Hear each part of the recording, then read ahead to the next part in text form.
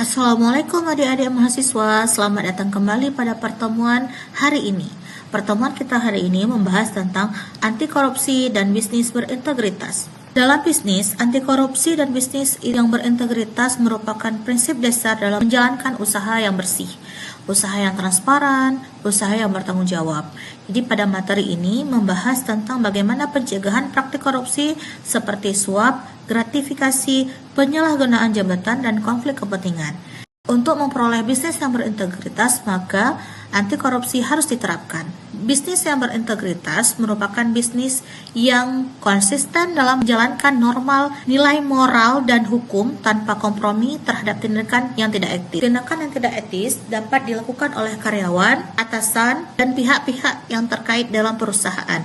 Sehingga untuk memperoleh perusahaan yang berintegritas, maka harus menciptakan lingkungan kerja yang adil dan dapat dipercaya. Dalam hal ini, nilai-nilai tersebut harus menjadi fondasi penting dalam membangun tata kelola perusahaan yang baik, atau sering disebut dengan good corporate governance.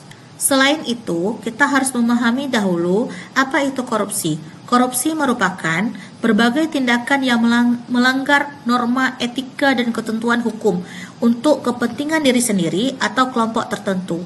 Jadi korupsi itu bukan hanya memperoleh uang dari pihak tertentu, namun korupsi juga berbentuk beragam, yaitu seperti praktik penyuapan, pemerasan, nepotisme, hingga konflik kepentingan yang merugikan.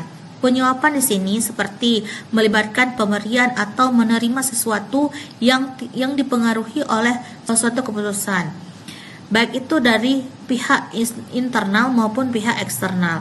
Sementara itu, pemerasan yaitu terjadi ketika seseorang dipaksa secara paksa memberikan sesuatu sebagai bentuk imbalan atau layanan atau perlindungan yang seharusnya diberikan tanpa syarat. Hal tersebut dapat dikatakan sebagai suatu tindak korupsi. Jadi harus digarisbawahi, harus diketahui oleh adik-adik mahasiswa bahwa korupsi itu bukan hanya bentuk pemberian imbalan, tapi menerima dan memberikan itu adalah bentuk korupsi. Baik itu dalam bentuk uang atau dalam bentuk penentuan keputusan yang dilakukan oleh atasan, karyawan, itu juga bentuk korupsi. Selanjutnya, nepotisme. Nepotisme itu yaitu kebiasaan mengutamakan kerabat atau teman dalam penunjukan posisi tertentu dalam sebuah perusahaan, baik itu atasan, HRD, atau karyawan, tidak boleh memihak salah satu pihak karena kedekatan secara emosional, sosial. Namun penentuan kebiasaan tersebut dapat menimbulkan hal-hal yang tidak terduga. Hal tersebut sering disebut dengan nepotisme. Hal tersebut ini dapat merugikan perusahaan secara umum dan juga merugikan sama karyawan, di mana akan terjadinya konflik kepentingan yang akan muncul saat kepentingan pribadi di atas kepentingan umum. Hal tersebut dapat memicu tindak atau tugas profesional yang tidak terjadi di suatu perusahaan. Selanjutnya, konsekuensi daripada korupsi. Jadi korupsi yang dilakukan, baik itu secara personal maupun kelompok, dapat memberikan dampak atau konsekuensi yang diperoleh dari korupsi. Salah satunya yang pertama, mampu meningkatkan biaya operasional. Jadi biaya operasional yang ditimbulkan oleh adanya korupsi juga akan dampak pada perusahaan.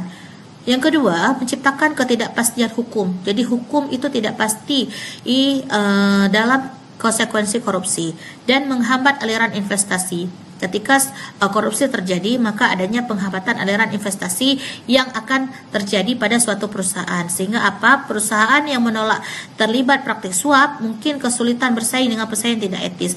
Ada kalanya perusahaan itu bersaing secara tidak sehat atau tidak etis dengan adanya praktik penyuapan, pemerasan dalam tindak pengambilan keputusan.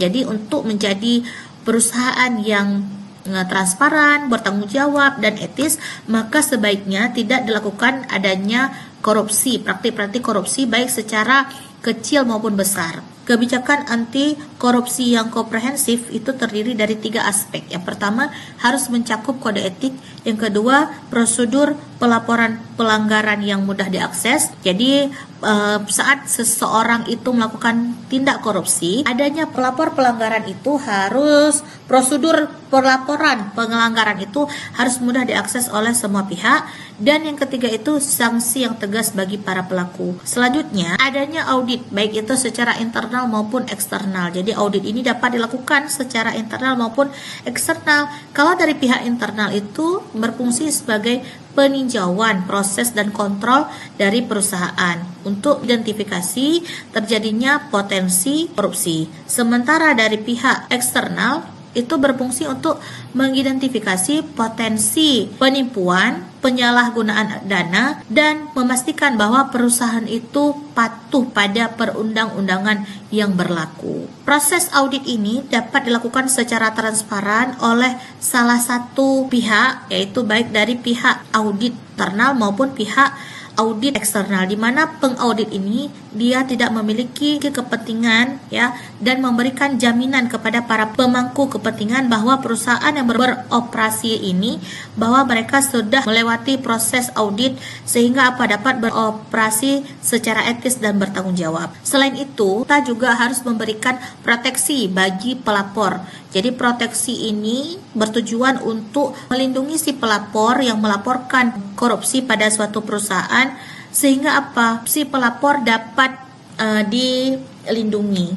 Mekanisme perlindungan ini dapat menjamin bahwa individu yang melaporkan ataupun kelompok yang melaporkan pelanggaran tidak dapat menghadapi pembalasan atau diskriminasi dari pihak pelaku korupsi. Selanjutnya, ada kombinasi antara kebijakan dan pemanfaatan teknologi untuk mencegah adanya korupsi. Yang pertama itu ada kolaborasi lintas sektor, baik itu di pihak swasta, pemerintah, dan masyarakat. Terus ada studi kasus keberhasilan upaya anti korupsi, hambatan dalam implementasi anti korupsi, kontribusi pendidikan etika dan moral. Selanjutnya, perusahaan multinasional dan anti korupsi lintas negara. Yang selanjutnya yaitu ada indeks persepsi korupsi. Jadi ada metode pengukuran korupsi sehingga prospek masa depan bisnis itu dapat berintegritas. Karena untuk menjadi sebuah perusahaan yang berintegritas maka harus memiliki kombinasi antar lintas sektor. Dapat disimpulkan bahwa untuk memperoleh usaha yang berintegritas maka penegakan hukum harus lebih kuat. Harmonisasi peraturan harus dijalankan, baik yang diterapkan oleh negara maupun yang diterapkan oleh perusahaan. Perusahaan harus mengutamakan integritas akan mendapatkan keunggulan kompetitif yang signifikan dalam waktu yang panjang. Sehingga dapat disimpulkan bahwa sekecil apapun tindakan korupsi tidak dapat dibenarkan untuk memperoleh perusahaan yang berintegritas, baik yang dilakukan oleh karyawan, atasan, dan masyarakat sekitar. Baik itu dilakukan secara verbal maupun non-verbal, dan dilakukan secara nyata, tunai, dan sebagainya. Hal ini dapat menimbulkan ketidakpercayaan antar perusahaan, antar karyawan, antar atasan. Sehingga untuk menjadi sebuah perusahaan integritas, kita harus membangun kepercayaan yang loyal dan mengurangi resiko hukum yang merugikan. Sekian materi pada hari ini. Jika ada yang ingin bertanya, berdiskusi, silakan diskusi di forum. Jangan lupa untuk melihat materi ajar selanjutnya. Terima kasih.